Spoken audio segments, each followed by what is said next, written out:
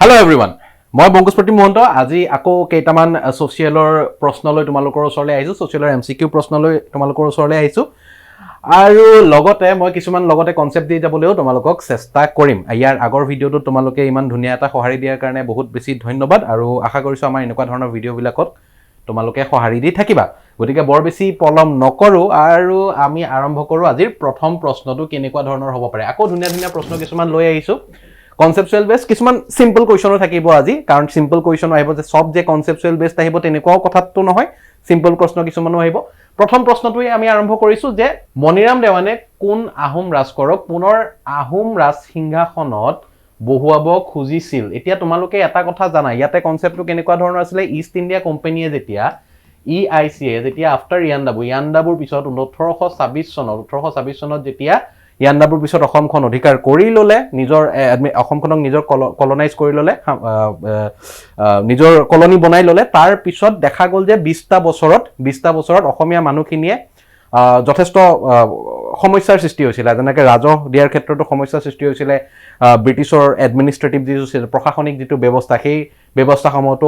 সমস্যাৰ সৃষ্টি হৈছিল তাৰ পিছত যেতিয়া দেখিলো 1857 চন যেতিয়া পালেগে 1857 চনত সিপাহী বিদ্ৰোহ হল আৰু সিপাহী বিদ্ৰোহৰ এটা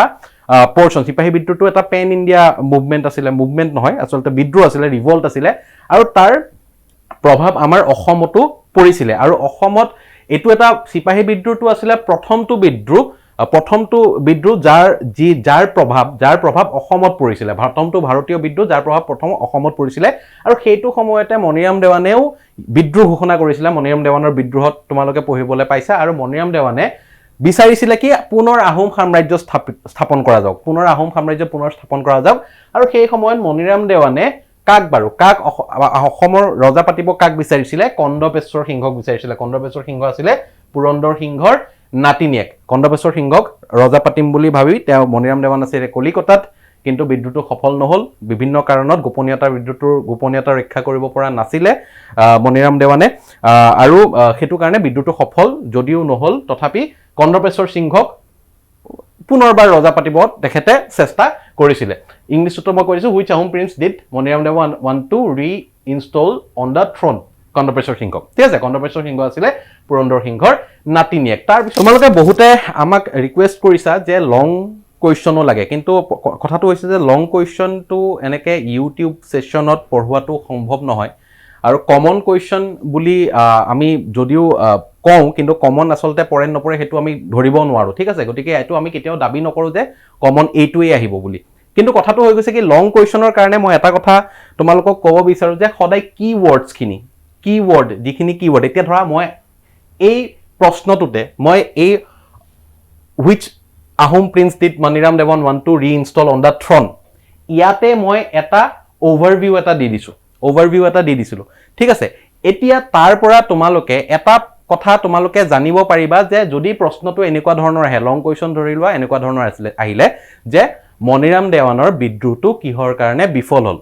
ঠিক আছে মনিৰাম দেৱানে যেটো বিদ্ৰোহ কৰিছিল অসমত হেতু কিহৰ কাৰণে বিফল হৈছিল তাৰ কাৰণসমূহ কি তাৰ কাৰণসমূহ যদি আমি জানিব বিচাৰো তেতিয়া হলে মই ইয়াতে যিখিনি কথা এক্সপ্লেইন কৰিছো তাৰ পৰা তোমালোকে কিৱৰ্ড তোমালোকে ল'ব পাৰিবা যেনে বিদ্ৰোহৰ গোপনীয়তাটো ৰক্ষা কৰিব পৰা নাছিল মনিৰাম দেৱানে যিখিনি চিঠি পত্ৰ দি আছিল সেই চিঠি পত্ৰখিনি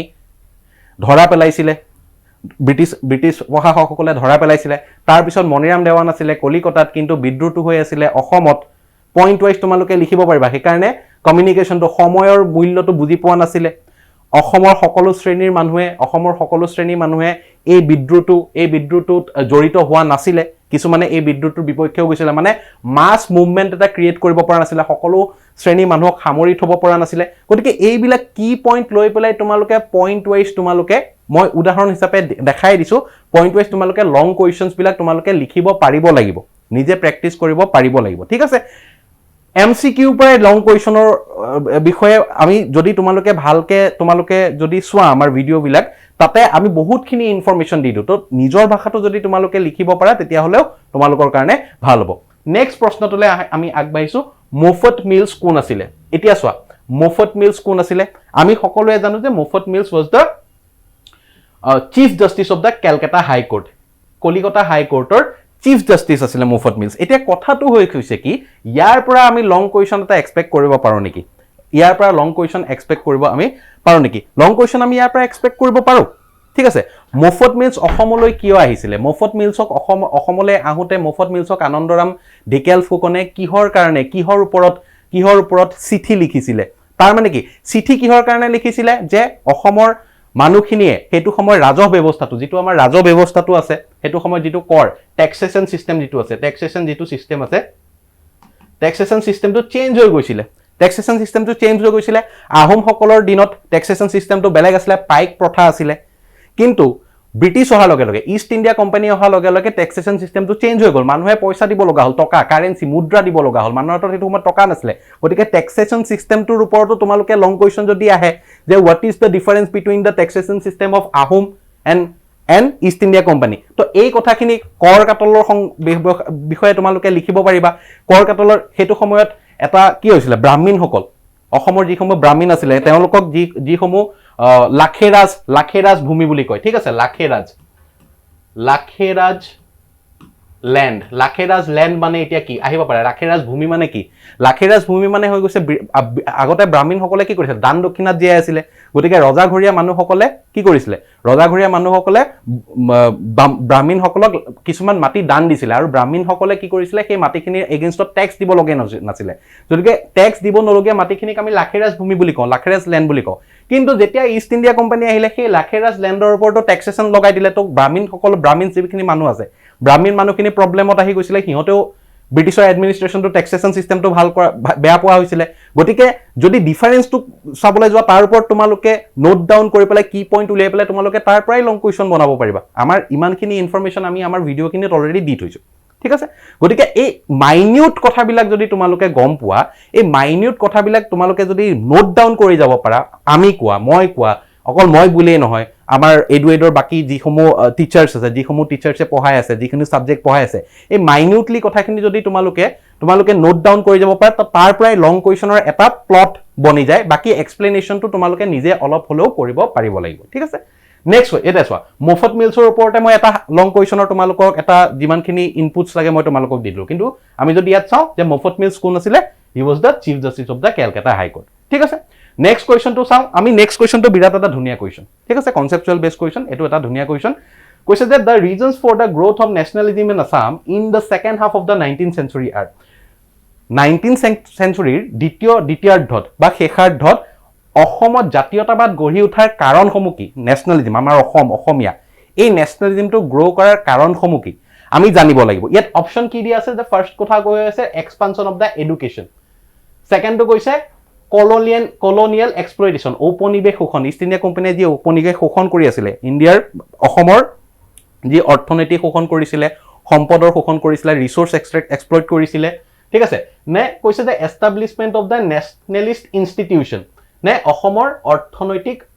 economic under development of Assam এতিয়া চোৱা ইয়াতে শিক্ষাৰ প্ৰচাৰ বুলি ক'লে এইটো এটা হৈ গৈছে চোৱা প্ৰথমে কৈছে growth of nationalism in Assam to কিহৰ কাৰণে হৈছিল আমি শিক্ষাৰ প্ৰসাৰটো আমি এটো পজিটিভ সাইনত লম নে আমি নেগেটিভ সাইনত লম হেতু বস্তু প্ৰথমতে চাব লাগিব ইষ্ট ইণ্ডিয়া কোম্পানী আহিছিল ইষ্ট ইণ্ডিয়া কোম্পানীয়ে কি কৰিছিল ইষ্ট ইণ্ডিয়া কোম্পানীয়ে ব্ৰিটিছ এডুকেশ্যন কোম্পানী এডুকেশ্যন বা ব্ৰিটিছ এডুকেশ্যন প্ৰমোট কৰিব হয়নে অসমীয়া মানুহক বেংগলী শিক্ষা দিবলৈ লৈছিল গতিকে অসমীয়া মানুহে কি কৰিছিল যে বেংগলী ভাষাটোৱে যদি আমাক গ্ৰাস কৰিব নোৱাৰে তো হেতু কাৰণে অসমীয়া ভাষাৰ প্ৰসাৰটো বিচাৰিছিল অসমীয়া ভাষাৰ প্ৰসাৰটো বিচাৰিছিল গতিকে এডুকেশ্যন এক্সপান্ড হৈছিল কিন্তু কোনটো সেক্টৰ হৈছিল নেশনালিজম সেক্টৰটো হৈছিল আমাৰ জাতীয়তাবাদটো বাঢ়িবৰ কাৰণে এডুকেশ্যনটো এক্সপান্ড হৈছিল তেওঁলোকে বুজি পাইছিল যে যদি বেংগলী ল্যাঙ্গুৱেজ কাৰণ বেংগলী মানুহখিনিক ইষ্ট ইণ্ডিয়া কোম্পানীয়ে কি কৰিছিল নিজৰ সৰকাৰি কামকাজ চলাবৰ কাৰণে সৰকাৰি অফিস কাছাৰী বা সৰকাৰি অফিসেছ বিলাক চলাবৰ কাৰণে বেংগলী কিছুমান মানুহ আনি বহাই দিছিল গতিকে অসমীয়া মানুহে দেখিছিল যে বেংগলী মানুহখিনিয়ে যদি ইয়াত আহি যায় গোটেই বেংগলী আমাৰ অসমীয়া ভাষাটো বেংগলীকৰণ হৈ যাব পাৰে তো হেতু কথা এটা আছিল গতিকে শিক্ষাৰ প্ৰসাৰটো যদিও হয়ও নহবও পাৰে গতিকে এটো আমি এক্সক্লুড কৰিব লাগিব তো অপচন 1 টো আমি নধৰিম কাৰণ এটো দুই ফালৰ পৰা কোনটোৰ হিচাপত এটো অপচনটো দিছে আমি ধৰিব পৰা নাই কিন্তু তাৰ পিছৰ তিনটা অপচন শুদ্ধ colonial exploitation to hoye asile of course ঠিক আছে establishment of national institutions হেতু সময়ত অসমীয়া অসমীয়া যিসমূহ জাতীয়তাবাদী অসমীয়া ভাষা উন্নতি সাধিনী সভা তেনেকুৱা ধৰণৰ যিখিনি জাতীয়তাবাদী অনুষ্ঠান আছে হেৰিবিলাক এষ্টাব্লিছ হোৱা ষ্টাৰ্ট হৈ গৈছিলে গতিকে অপশ্যন 2টো শুদ্ধ আৰু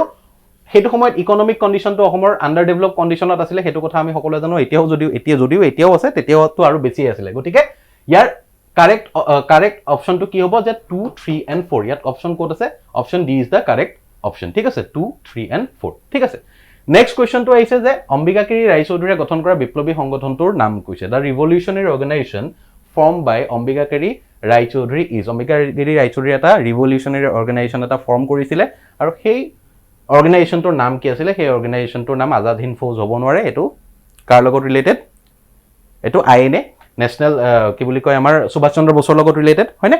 আৰু বন্দিনী ভাৰত অম্বিকাগিৰি ৰায়চৌধুৰীয়ে লিখা এখন ৰিভলিউচনাৰী ড্ৰামা এখন ড্ৰামা এই ড্ৰামাখন পাৰফৰ্ম কৰা হৈছিলে কটন কলেজিয়েট গুৱাহাটীৰ কটন কলেজিয়েট স্কুলত পাৰফৰ্ম কৰা হৈছিলে আৰু পাৰফৰ্ম কৰাৰ দিনাখনে এই ড্ৰামাখন বেন কৰি দিয়া হৈছিলে গতিকে কুৱেশ্যনটো কি আছে যে অৰ্গেনাইজেশ্যন সেইটো সময়ত অম্বিকাগিৰি ৰায়চৌধুৰীয়ে এটা অৰ্গেনাইজেশ্যনো খুলিছিলে কিছুমান বেংগলী লিডাৰৰ লগ লাগি পেলাই আৰু সেই অৰ্গেনাইজেশ্যনটোৰ নাম কি আছিলে মিত্ৰু বাহিনী ঠিক আছে কনফিউজ কৰিবলৈ বন্দিনী ভাৰত আৰু মিত্ৰু বাহিনী দুইটা দিছে কিন্তু বন্দিনী ভাৰতটো কি আছিলে এখন ড্ৰামা আছিলে লিখিছিলে অম্বিকাগিৰি ৰায়চৌধুৰীয়ে এখন বিপ্লৱী ড্ৰামা ৰিভলিউচনাৰী ড্ৰামা আছিলে আৰু সেই ড্ৰামাখন বেন কৰা হৈছিলে নেক্সট কুৱেশ্যন কি আছে যে the organization that gave up its independent identity and merged with the APCC Assam Provincial Congress Committee of the National Congress কোনটো এনেকুৱা ধৰণৰ এটা জাতীয় কংগ্ৰেছৰ স্বতন্ত্ৰ পৰিচয় ত্যাগ কৰি জাতীয় কংগ্ৰেছৰ অসমৰ প্ৰাদেশিক কংগ্ৰেছ কমিটিৰ লগত সামিল হোৱা অনুষ্ঠানটোৰ নাম খুদিছে আমি সকলোৱে জানো সেই অনুষ্ঠানটো হৈ গৈছে অসম এছ'চিয়েশ্যন প্ৰথমতে অসম এছ'চিয়েশ্যন বনিছিলে তেওঁলোকৰ নিজা কিছুমান অবজেক্টিভ আছিলে নিজা অবজেক্টিভসমূহ কি আছিলে যে ডেমক্ৰেটাইজ কৰা যিসমূহ লোকেল বডি আছে লোকেল বডিসমূহ ডেমক্ৰেটাইজ কৰা লোকেল বডি যেনেকৈ ধৰি লোৱা কি বুলি কয় চাহ কৰ্পৰেশ্যনৰ চাহৰ মানে টি কৰ্পৰেশ্যনবিলাক তাতে ব্ৰিটিছবিলাকে ইষ্ট ইণ্ডিয়া কোম্পানীয়ে নিজৰ মানুহ সোমোৱাই দিছিলে ডেমক্ৰেটাইজ ভোটিং হোৱা নাছিলে চিলেকশ্যন হৈছিলে ইলেকশ্যন হোৱা নাছিলে গতিকে অসম এছ'চিয়েশ্যনে কি কৰিছিলে যে সেইবিলাক অনুষ্ঠান ডেমক্ৰেটাইজ হ'ব লাগে তেনেকুৱা ধৰণৰ কিছুমান অবজেক্টিভ লৈ পেলাই অসম এছ'চিয়েশ্যন বনিছিলে কিন্তু লাষ্টৰ পিনে কি হ'ল টোটেলি অসমৰ কাৰণে কাম কৰা সেই অসম এছ'চিয়েশ্যনটো পিছত APCC আসাম প্ৰভিন্সিয়েল কংগ্ৰেছ কমিটিৰ লগত মাৰ্জ হৈ গৈছিলে মানে সিহঁতৰ যিটো থট প্ৰচেছ আছে সেইটো কংগ্ৰেছৰ থট প্ৰচেছৰ লগত মিলাই লৈছিলে পিছৰ ফালে ঠিক আছে আৰু হ'ব এই কাৰণ সেইটো সময়ত কংগ্ৰেছ আসাম নেশ্যনেল কংগ্ৰেছ এটা ডাঙৰ মহাত্মা গান্ধীয়ে লিড কৰি আছে এটা ডাঙৰ এটা ভাৰতৰ স্বাধীনতাৰ কাৰণে কাম কৰি আছে গতিকে সেই থট প্ৰচেছটোৰ লগত মিলাই লৈছিলে গতিকে ইয়াৰ শুদ্ধ উত্তৰটো হ'ব আসাম এছ'চিয়েশ্যন ঠিক আছে নেক্সট কুৱেশ্যনটো চাওঁ During which movement did Jyoti Prasad Agarwala lead underground organization in Assam? কোনটো আন্দোলনৰ সময়ত জ্যোতি প্ৰসাদ আগৰৱালাই অসমত আত্মগোপনকাৰী সংগঠনৰ নেতৃত্ব বহন কৰিছিলে এটো আমি সকলোৱে জানো যে এটো আমি জ্যোতি প্ৰসাদ আগৰৱালাই নহয় বাকি সেই সময়ত অসমত থকা যিসমূহ ডাঙৰ লিডাৰ আছিল তেওঁলোকে কিছুমান আণ্ডাৰগ্ৰাউণ্ড এক্টিভিটি কিছুমান কৰিছিলে ব্ৰিটিছৰ এগেইনষ্টত আৰু সেইটো আছিল ভাৰত ত্যাগ আন্দোলনৰ সময়ত কুইট ইণ্ডিয়া মুভমেণ্টৰ সময়ত 1942 ঠিক আছে নেক্সট কোৱেশ্চনটো যদি আমি চাবলৈ যাওঁ কি আছে which sculpture of Assam was influenced by Gupta sculpture অসমৰ কোনটো ভাস্কৰ্যত গুপ্ত যুগৰ ভাস্কৰ্য কলাৰ প্ৰভাৱ দেখা যায় ঠিক আছে ইয়াৰ শুদ্ধ উত্তৰটো হ'ব তেজপুৰৰ দ পৰ্বতীয়া শিলৰ তোৰণ ঠিক আছে ষ্টন গেট অফ দা দ পৰ্বতীয়া ইন তেজপুৰ তোমালোক যদি তেজপুৰলৈ যোৱা তেতিয়া তোমালোকে চানমাৰি হৈ পেলাই সোমাই গৈ পেলাই দ পৰ্বতীয়া পাবা আৰু তাতে এখন শিলৰ যিখন তোৰণ আছে তাত গংগা আৰু যমুনাৰ বিৰাট ধুনীয়া মূৰ্তি দুটা আছে নৱকান্ত বৰুৱাই কৈ গৈছে যে তেনেকুৱা গংগা আৰু যমুনাৰ মূৰ্তি তেখেতে গোটেই ভাৰতবৰ্ষতে দেখা নাই গংগা দেৱী আৰু যমুনা দেৱীৰ মূৰ্তি দেখা নাই গতিকে তোমালোকে যেতিয়া কেতিয়াবা যদি চান্স পা দ পৰ্বতীয়ালৈ যাই পেলাই চাব পাৰিবা ঠিক আছে নেক্সট কোৱেশ্চন আছে match the following very easy তোমালোকে জানা ঠিক আছে তথাপি মই কৰি দিছো যে পাৰ্ট এৰ লগত পাৰ্ট বি মিলাব নিছে এটা কিছুমান ড্যান্স ফৰ্মৰ নাম দিছে মোহিনীঅট্টম ভাৰতনাট্যম কুচিপুডি ওডিশী কথক ঠিক আছে এপিনে জেগা বিলাকৰ নাম আছে কোনটো জেগাৰ অৰিজিন হয় এতিয়া মই কৈছো ম্যাচ দা ফলোইং কেনেকৈ কৰিব লাগে এনেকুৱা নহয় যে তোমালোকে সব বস্তু জানিব লাগিব তোমালোকে এটা বা দুটা যদি জানা তেতিয়া হলে তোমালোকে ম্যাচ দা ফলোইংটো কৰিব পাৰা থ্ৰু দা এলিমিনেশন প্ৰসেছ এটা কথা কৈছে মই যদি মই নাজানো গুটেখিনি ধৰি লোৱা মই গুটেখিনি নাজানো মই জানো যে মোহিনীঅট্টম তামিলনাডুৰ হয় সৰি মোহিনীঅট্টম কেৰালাৰ হয় মোহিনীঅট্টম কেৰালাৰ হয় ঠিক আছে সো মই A আৰু 4 টো মিলাইছো A4 এতিয়া মই অপচন চাম যে A4 কোড আছে A4 আছে B আৰু C তাৰ মানে মই আৰু এটা ইনফৰমেশ্যন জানিব লাগিব ঠিক আছে তাৰ মানে মই আৰু এটা ইনফৰমেশ্যন জানিব লাগিব তাৰপিছত মই ধৰা জানিলো মই কি বুলি কয় কথক মই ই2 জানিলো কথকটো আমাৰ নৰ্থ ইণ্ডিয়াৰ হয় উত্তৰ ভাৰতৰ কথকটো উত্তৰ ভাৰতৰ সো D2 এতিয়া D2 ক'ত আছে আমি চাম E2 আমি ক'ত আছে চাম E2 আছে আমাৰ অপচন C সো A4 মিলিছে আৰু E2 মিলিছে so option C is the correct answer ঠিক আছে বাকিখিনি তোমালোকে নিজেও মিলাই চাব পাৰিবা কিন্তু মোৰ এই দুটাই মনত আছিল গতিকে মই এই দুটাৰ ওপৰত মিলাই পেলাই মই এলিমিনেশ্যন প্ৰসেছত কেনেকৈ কৰিব লাগে মই সেই বস্তুটো দেখুৱাই দিছো ঠিক আছে এটা কথাটো হৈ গৈছে নেক্সট প্ৰশ্নটোলৈ আমি আগবাঢ়ো যে অসমীয়া ভাষাৰ আধুনিক ৰূপটোৰ সৃষ্টি হৈছিল the modern form of Assamese language was evolved কোনখন আলোচনীৰ পৰা অসমীয়া ভাষাৰ আমি যিটো এতিয়া ল্যাঙ্গুৱেজ কৈ আছো এটো অসমীয়া ভাষাৰ কৈ আছো প্ৰপাৰ ল্যাঙ্গুৱেজটো কোনখন ভাষাৰ পৰা লাহে লাহে ইভলভ হ'বলৈ আৰম্ভ হৈছিল কাৰণ তাৰ আগতে অসমীয়া ভাষাত অলপ বাংলাৰ হেৰিটো আছিল বাংলাৰ নহয় সৰি ব্ৰজাৱলীৰ অলপমান প্ৰভাৱ আছিল আৰু বাংলাৰ প্ৰভাৱো আছিল ঠিক আছে অলপমান মিক্স টাইপ অলপমান এটা আছিল মিক্স টাইপ ল্যাঙ্গুৱেজ আছিল কিন্তু এতিয়া আমি যেটো ল্যাঙ্গুৱেজ কৈ আছো ভাষা ল্যাঙ্গুৱেজ সদায় ইভলভ হৈ গৈ আছে ঠিক আছে এই ল্যাঙ্গুৱেজটো কোনখন আলোচনীৰ পৰা ইভলভ হৈছে সো ইয়াৰ কাৰেক্ট উত্তৰটো কি হ'ব অৰুণোদয়ৰ পৰা অৰুণোদয় ম্যাগাজিনখনৰ পৰা উদয় হৈছে ঠিক আছে সো আই গেছ এটা কোৱেশ্চন তোমালোকক মই হোমৱৰ্ক হিচাপে দিব বিচাৰিছো সো ইয়াৰ মাজতে মই এটা প্ৰশ্ন তোমালোকক হোমৱৰ্ক হিচাপে আগবঢ়াইছো তোমালোকে কৰিবা আৰু আমাৰ কমেন্ট সেকশনত কমেন্ট কৰিবা প্ৰশ্নটো হৈ গৈছে যে find da correct alternative answer to fill the blank boxes of the figure below according to the classification of the resources সম্পদৰ শ্ৰেণী বিভাজন অনুসৰি তলৰ চিত্ৰৰ খালি বাকচ পূৰণ কৰিবলৈ শুদ্ধ বিকল্পটো বাছি উলিয়াব দিছে এটাত দিছে ৰিসোৰ্স দিছে based on process of origin of resource কি দৰে ডিভাইড কৰিব পাৰি তিনটা বক্সত তোমালোকে ফিল কৰিব লাগিব তলত অপচন কিটা দিছে renewable based on সোৱা মেইন হৈ গৈছে ইনফৰমেশনটো হৈ গৈছে based on process of origin সৃষ্টি প্ৰক্ৰিয়া অনুসৰি কেনেকৈ আমি ডিভাইড কৰিম ৰিনিউৱেবল কৰিম নন ৰিনিউৱেবল কৰিম নে অল্টাৰনেটিভ ৰিসোৰ্সেস বুলি কম ন্যাশনাল ৰিসোৰ্সেস ইন্টাৰনেশনাল ৰিসোৰ্সেস নে ইন্ডিভিজুৱেল ৰিসোৰ্সেস বুলি কম বায়োটিক ৰিসোৰ্স বুলি কম এবায়োটিক ৰিসোৰ্স বুলি কম নে হিউম্যান ৰিসোৰ্স বুলি কম ম্যান মেড ৰিসোৰ্স বুলি কম নেচাৰেল ৰিসোৰ্স বুলি কম ম্যান মেড ৰিসোৰ্স বুলি কম নে হিউম্যান ৰিসোৰ্স বুলি কম ইয়াৰ শুদ্ধ অপচনটো তোমালোকে আমাৰ কমেন্ট সেকশনত তোমালোকে দিবলৈ চেষ্টা কৰিবা লগতে ইয়াৰ মাজতে আৰু এটা তোমালোকক ভাল খবৰ জনাই থব বিচাৰো যে EduAid ক্লাস 11 টু ষ্টাৰ্ট কৰিব গৈছে ফৰ আমাৰ নেক্সট সেশনৰ পৰা গতিকে আমাৰ যেটো EduAidৰ কমিউনিটি আছে এনেকুৱা কনসেপচুৱেল বেসড তোমালোকক যদি লাৰ্নিং লাগে তোমালোকক যদি পঢ়া শুনা লাগে আমাৰ EduAid যেটো কমিউনিটি আছে সেই কমিউনিটিটো তোমালোকে জয়েন কৰা আৰু আমাৰ এই যেটো আমাৰ প্ৰচেষ্টা আছে সেই প্ৰচেষ্টাটো গোটেই অসমত তোমালোকে শেয়াৰ কৰি বিয়পাই দিয়া ঠিক আছে আশা কৰিছো এই সেশনটোৰ পৰা তোমালোকৰ কিছু হলেও লাভ হৈছে আৰু যদি তোমালোকে ভিডিওটো ভাল পাইছা তোমালোকৰ ফ্ৰেণ্ডৰ লগত শেয়াৰ কৰিবা আমাৰ ভিডিওছটো লাইক কৰিবা আৰু লগতে সাবস্ক্ৰাইব কৰিবা থ্যাংক ইউ